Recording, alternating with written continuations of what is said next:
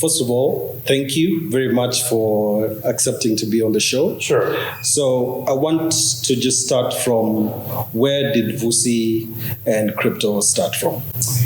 Well, first, it's on the record. So Vusi and crypto started with Vusi not believing in crypto. Yeah. As I think is the case with most people who, frankly, don't understand the promise of digital well enough to understand where things are going. Yes. And I think we have to call ourselves out on this.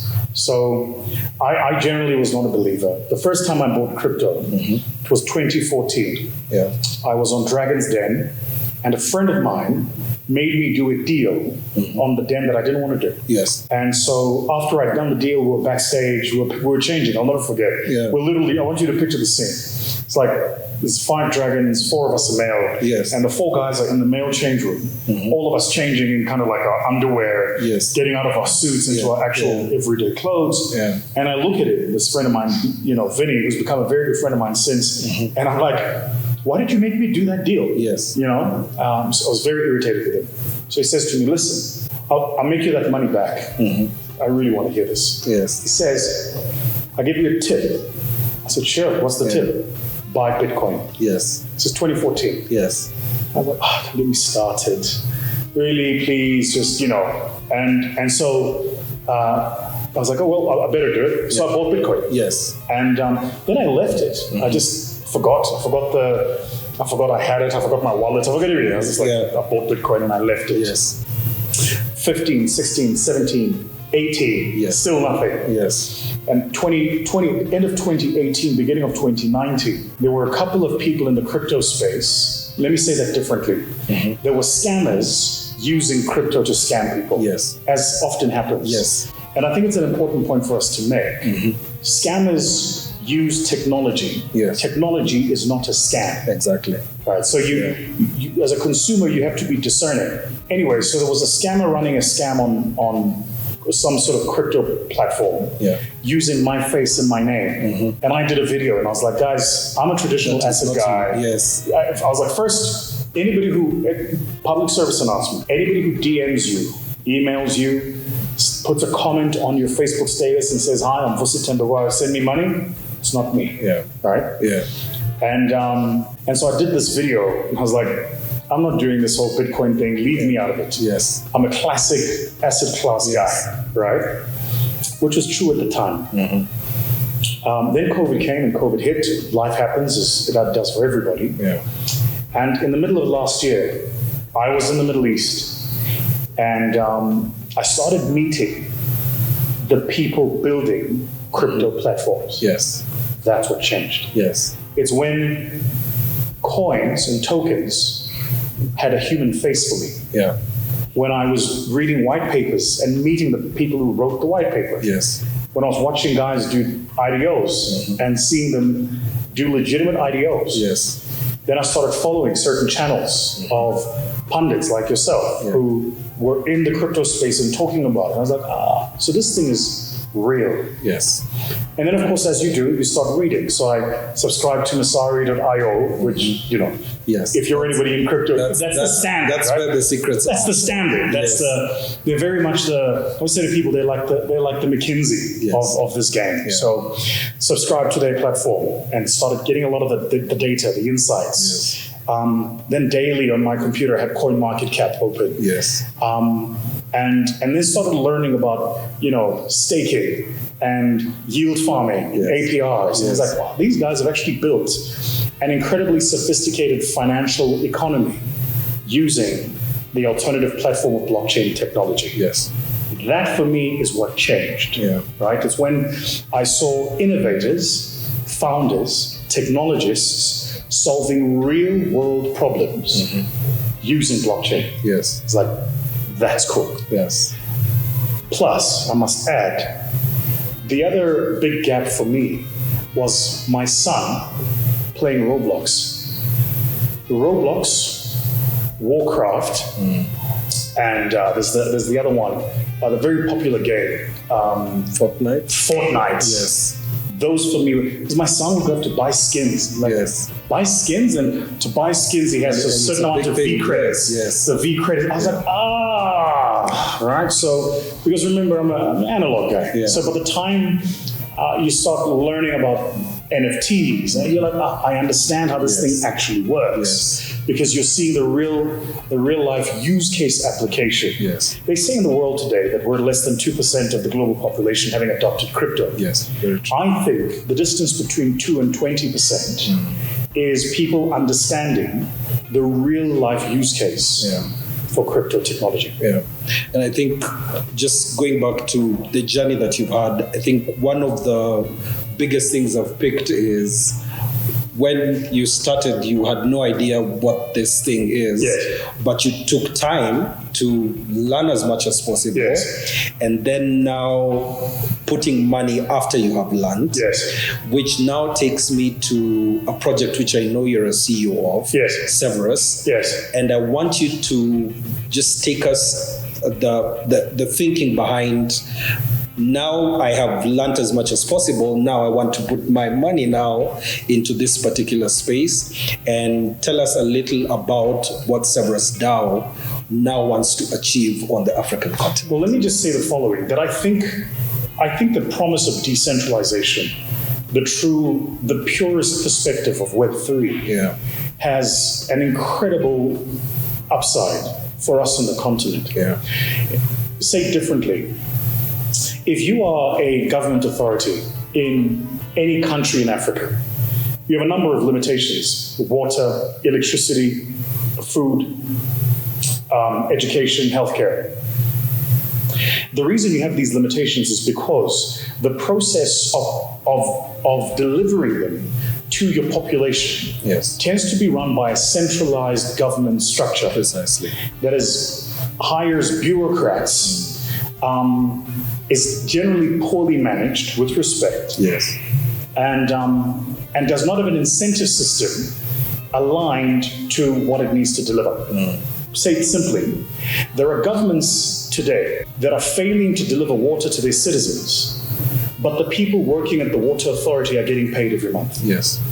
Right? And they are not doing what their work actually is. Well, I mean, in other environments, your ability to earn what you believe you are worth is a function of delivering what you are hired to deliver. Exactly. Right? There are governments today that have rolling and running blackouts, and people who work at power utility companies don't have rolling and running blackouts in their salaries. Right? I'm being facetious, but I'm saying the following. When I look at decentralized as a thesis, it's very exciting. So now I think about the following. Let's imagine these water board authorities were run on a decentralized platform. And the consumers of the water, right, were plugged into the platform, could understand demand, supply, value chain, and the distribution of water. Let's assume that these governments could communicate, not only receiving information from the recipients and users of this commodity water, but also could send information to the population, forewarning them about this is what shortages that are coming, or whatever the case might be. And all of this you're able to deliver on a decentralized platform, right? So for me, these are the exciting applications at a high level of what decentralized technology can do. You can roll this out in education. You can roll it out in healthcare. There are so many different applications for how you can use decentralized as a thesis built on blockchain technology to deliver services, to deliver products to people, right? So my foray, I was, when I started looking for different projects, and I probably had about 50 projects pitched at me. Without even me announcing. These were unsolicited. I was looking, and I still am, for builders of projects that are trying to use blockchain to solve real problems. So what are the problems Africa has? Remittances, right? Cross-border payments, right? The accepting payment for goods and services, third-party authentication. I supply you with a product, you want to pay me for the product. You don't want to pay me until you've received the product and have confirmed the quality. I don't want to send the product until I've received your money. That trusted third party. Huge amounts of opportunity there. Now, we think about it generally in terms of services, but think about it in terms of agricultural produce, right? Yes. And then the dissemination of information and using decentralized technology to disseminate information. I was like, this is huge. So I started looking for projects that had the potential to change the game for the continent. I looked at several. There was one that stuck out at me for two reasons. First, I knew the founders. And if I was going to take the risk on doing something, it had to be with people I know. And second, they had a small enough thesis that you can actually test whether or not it's going to work. So they had built a wallet called Fox Wallet. And their thesis was, we want to build the bridge between CeFi and DeFi. When you want to go from fiat to crypto, or crypto to fiat, we want to make this as seamless as possible. You and I know that there are hundreds of these out there. Right? Hundreds. They, at the time, given the small environment of South Africa that we're in, were not thinking about the cross-continental approach. So I had a look. Then I sent my tech guy to have a look. We lifted the skirt, checked a bit under the hood, and we're like, well, you've actually built something interesting. But the use case is too small. The total addressable market, TAM, as we call it, for building a bridge CeFi to DeFi has limitations. But what happened if you built a bridge CeFi to DeFi, allowed users to tokenize platforms of their products, so you turn crypto into a service, allowed staking, yield farming, APRs.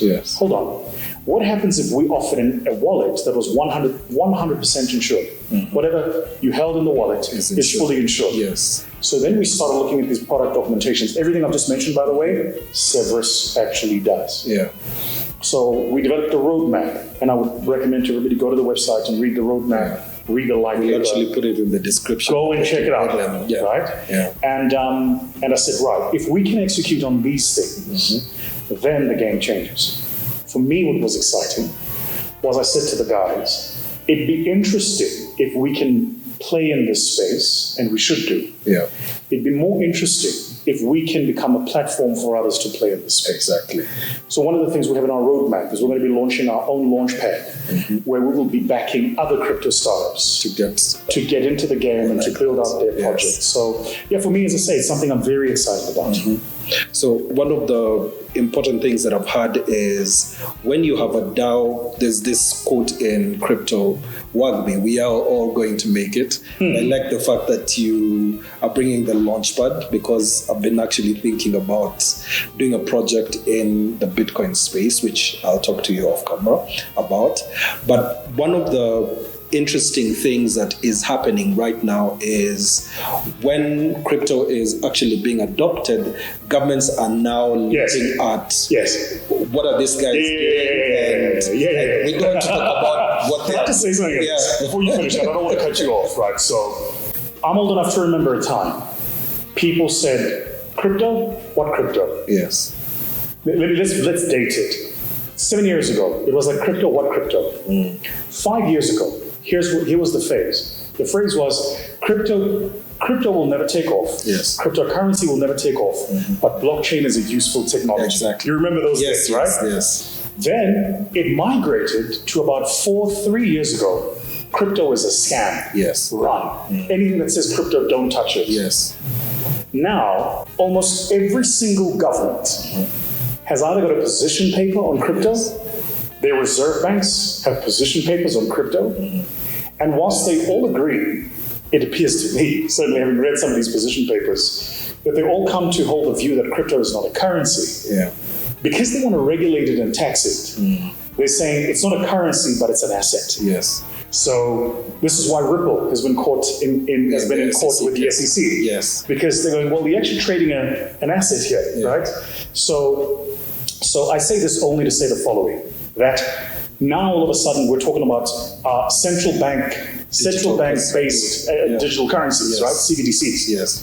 It's precisely because governments first thought they can scare people away from crypto. Realized that they can't, told them to wait so that they can build their own cryptocurrencies. South Africa has announced that they're going to be building their own cryptocurrency.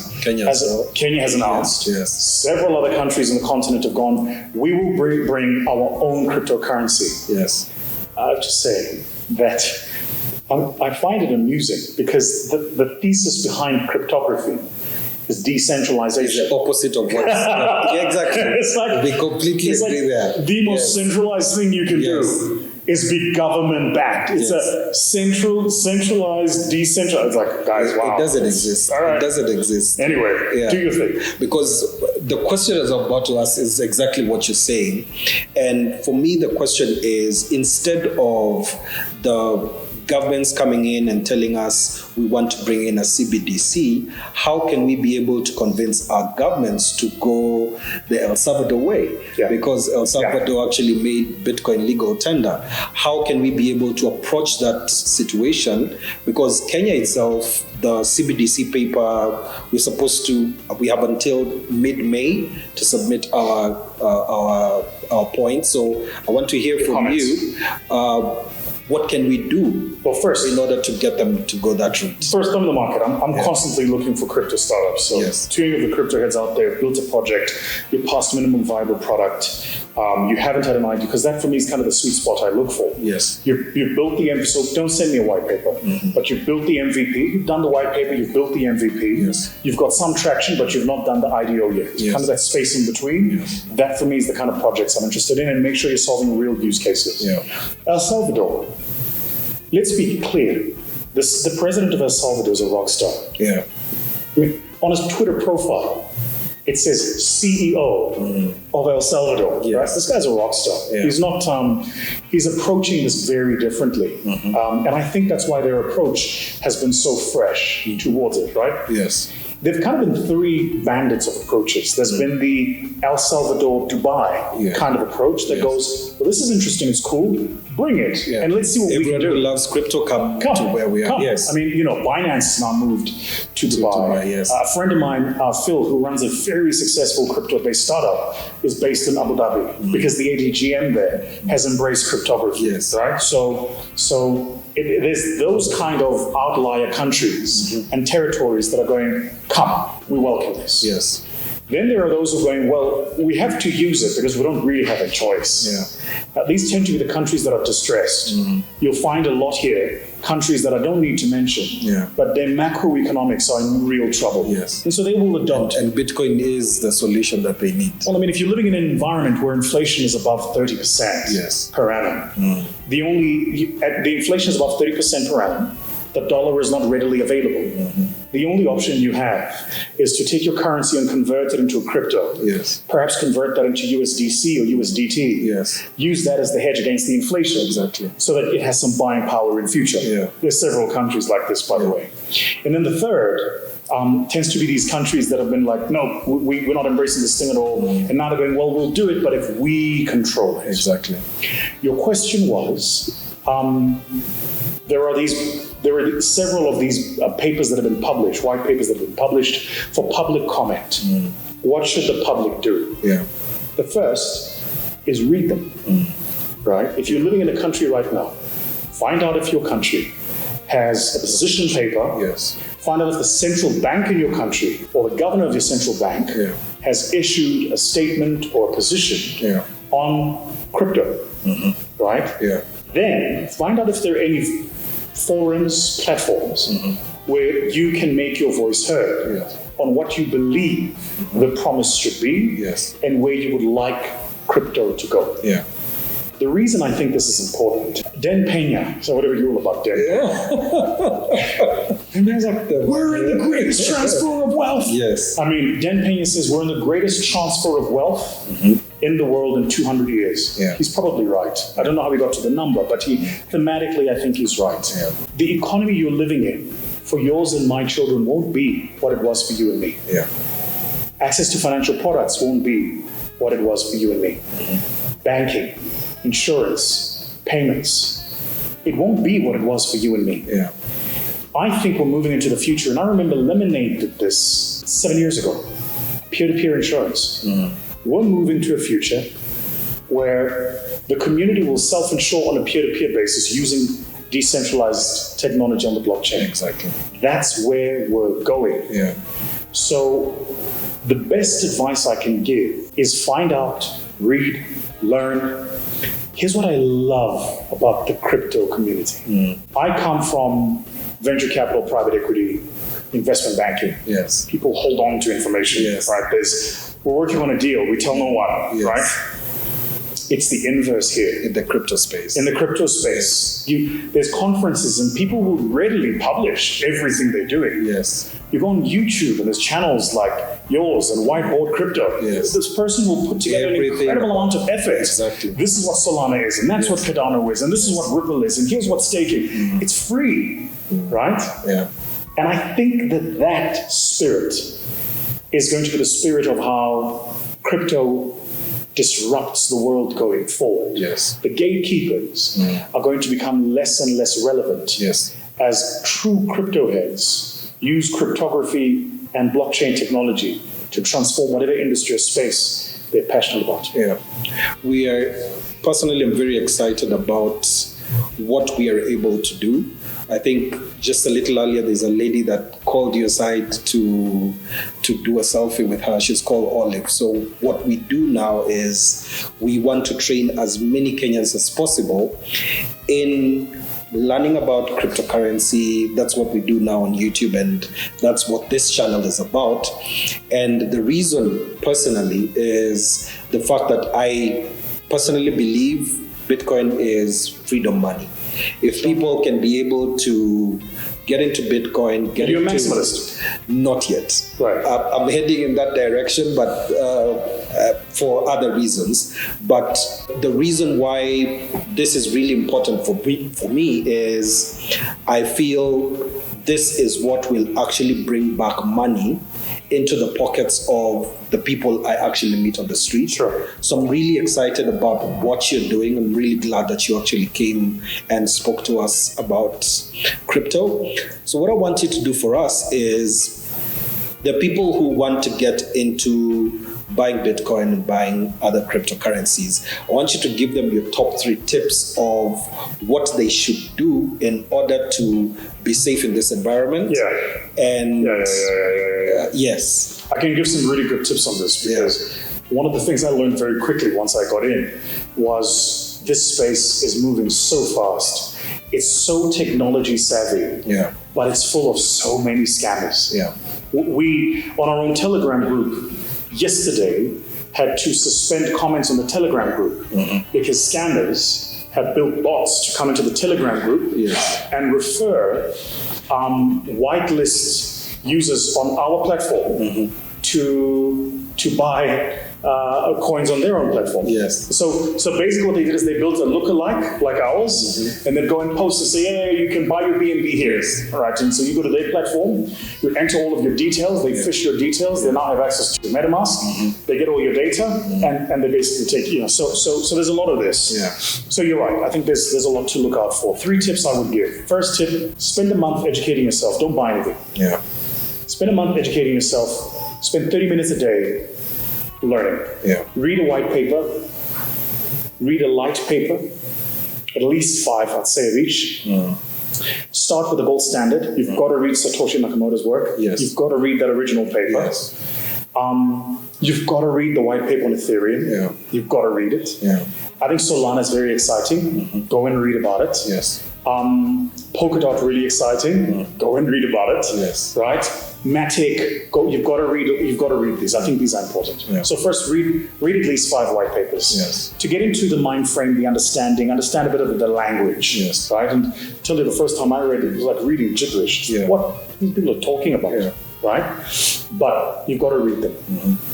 That's the first. The second, thematically, the point is educate yourself. Spend a month in education. Yes. There are certain channels, particularly on the University of YouTube, as I call it, that are the gold standard. Yeah. Whiteboard Crypto, gold standard. Yes. You go and watch it. Run. Exactly. Yes. Run Nuna with Crypto Banter. These guys do 2 shows every single day. Yes. They analyze the markets. They do gold standard. Yes. Right? And even if you don't understand what they're saying, at the very least you understand how they're thinking. Yes. You find out about projects and different people on those platforms. Exactly. Right? So this is the first thing, is educate yourself. The second is get a wallet. Yeah. get that MetaMask wallet. Yes. If you can, make sure you've got a hardware wallet, right? And then the third thing would probably be buy what? Of something. Just the first one. Buy like $500 worth of Bitcoin. Yeah. Because, by the way, for those of you, even though Bitcoin costs a couple of hundreds, tens of thousands of dollars. 40,000 right now. What is the price now? 40,000. I mean, it's so volatile, Yes. right? But whatever the case might be, it's fractionalized. So you can buy $500 worth of Bitcoin. Exactly. I'd say if you can, $500 or $1,000, buy one, maybe two. Yeah. I'm not going to give you which ones to buy because I don't want to be giving out financial advice. Exactly. But buy something, hold something. Once you're holding something, there's a reason for you to open up that Binance wallet and go every single day. Yeah, how much money? What's happening? And then you start asking questions like, well, if I've got money in a wallet, how do I do staking so that I can earn some money from this? Yes. How do I provide liquidity so that I can earn some money from this? And these are the things I think that if you are interested in the technology, you should certainly be considering doing. Yeah. One, education. Number Fundamental. two, get a wallet. Yeah. And then number three, buy something. Please don't do all of them on the same day. Yes. Educate first. Take your you time. have to learn before you invest your money. Take care of your money. They say that the worst time to get into a market is when the market has got FOMO in it. Yes. So don't FOMO in. Don't. When I really started piquing my interest around Bitcoin, I think it was at like 60,000 or something. April of last year. You got it. Yes. And everybody was FOMOing in. And Exactly. is Bitcoin going to hit 100,000? Maybe this is the time. It's back at 40. That's not the time to buy. That's not the time to buy. Yes. So I always say to people, in capital markets, there's this expression, ladder in, ladder out. Yeah. Which means if you can see the share price of a company go up, buy a little bit as it goes up. Yeah. Ladder in. Yeah. And if you believe the market's going to take a downturn, don't dump it. Yeah. Ladder out. Yes. So slowly buy slow. Slowly. Yes. Take your time. Don't rush. Yeah. Be judicious in your efforts, and it's a long-term play, right? So I know there's a lot of this, right? Like if you go on social media and YouTube, there's every single day some person posting a Bentley or a Lamborghini going, look at the life I live now because of crypto. Don't do this. Yeah. Just don't be pressured into the life that they are living. Take your time. Yes, start your journey. There's also, you've also got to be careful of the outlier syndrome as the average. Yes. Because there's a lot of this that happens in the reportage, right? It's somebody who, bought $100 worth of a particular coin. Yes, 8,000 of this turned into $500 million or something. Exactly. And now you think these are the odds. That's crypto. Yeah, it's not. No, because, I was saying to somebody the other day, it's equal to a casino running an ad. Yes. A big billboard saying, this customer walked in, went and sat on our blackjack table or one of the slot machines, put in $5, pulled the slot once, walked out with $5 million. Yes. And they make you think that's the average. normal. That's not. Doesn't happen. Yeah. Exactly.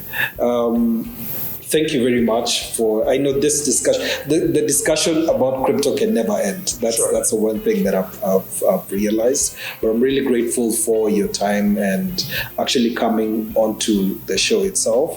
So one of the things that I will do is in the description, I'll actually put all the documentation that you will need about Severus DAO. Yeah. And then also just let you be able to see the progress that they have made. At the moment, their app is out. The IDO is actually out now, I think, for the next few days. Yes, it's a 7-day IDO. We're in day 2. Yes. So we'll actually post this on Saturday, so it will be around 4 days left for you to be able to buy. You can be able to buy from $40 with your Binance BNB. Yeah. I'll do a short video just to show you that. But thank you very much for coming on the show. And thank you for the patience and waiting for me to do this. No problem. Yes. Thank you very much. I'll see you in the next one.